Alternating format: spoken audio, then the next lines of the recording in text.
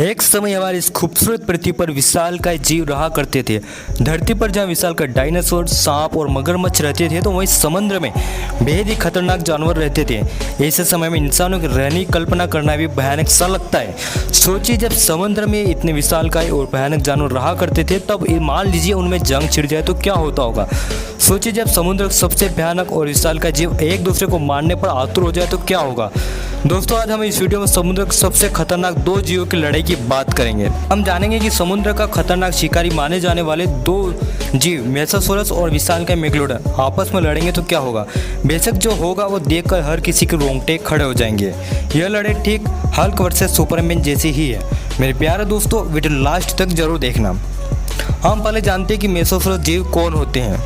मेसासोरस 300 million वर्ष पहले पाया जाने वाला सरीसृप था। यह जीव पानी में रहता था और जीवों का शिकार करता था।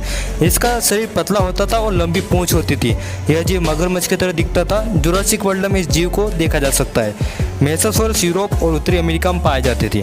अब दूसरे छोर पर खड़े मेगलोडन के बारे में जानते हैं। मेगलोडन लगभग 23 मिलियन साल पहले धरती पर समुद्र पर रहा करती थी। यह उस समय की सबसे बड़ी मछली होती थी और इसके दांत बेहद शक्तिशाली होते थे, जो कछुए की मोटी सिल्क को भी आसानी से तोड़ देते थे। मेगलोडन लगभग पूरी पृथ्वी पर पाए जाते थे। अब आइए दोस्तों, जानते हैं कि आखिरकार इन दोनों समुद्री जीवों में युद्ध छिड़ गया तो क्या होगा। यदि उन दोनों जीवों की लंबाई के बारे में जाना जाए तो मेसासोरस 12 से 17 मीटर के होते थे, तो वहीं मेगलोडन 20 मीटर लंबी, यानी कि वह मेसासोरस की से 3 मीटर तक बड़ी होती थी। आपको एक बात बता दें कि इतनी बड़ी मेगलोडन होने के कारण उसे डायरेक्शन बदलने में समय लगता था, जबकि मेसासोरस 17 मीटर तक लंबे होते थे, जिनसे अधिकांश लंबाई उनके पूंछ के कारण होती थी। मेसासोरस पतले और फुर्तीले होते थे, इसलिए वे मेगलोडन के वार से बच सकते, लेकिन कोई भी लड़ाई केवल हमले से बचकर नहीं जीती जा सकती। मेसासोरस का वजन 20 टन होता था और मेगलोडन का वजन 60 टन। तैरने की रफ्तार के मामले में मेसासोरस की गति 45 मीटर प्रति सेकंड होती थी, वहीं मेगलोडन की तैरने की गति 40 मीटर प्रति सेकंड होती थी। इस रफ्तार से मेसासोरस पहले ही फुर्तीला होता था। इस रफ्तार का फायदा मेसासोरस उठा सकता था, क्योंकि एक तो मेसासोरस पहले ही फुर्तीला होता था और ऊपर से उसकी रफ्तार तेज होती थी। इस कारण से मेगलोडन पर फुर्ती से वार कर सकता था।